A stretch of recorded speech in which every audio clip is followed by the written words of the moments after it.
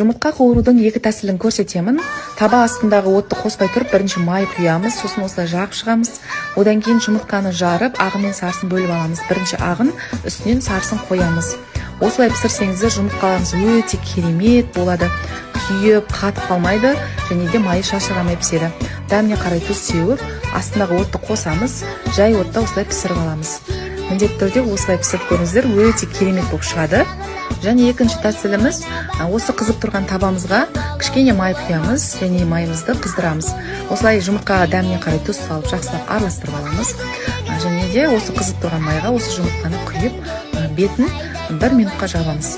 Сосын келесі бетін ауыстырып, тағы да 30 секундтай жабамыз, жай отта пісіреміз. Өте керемет болып піседі. Міндетті түрде осылай жасап көріңіздер.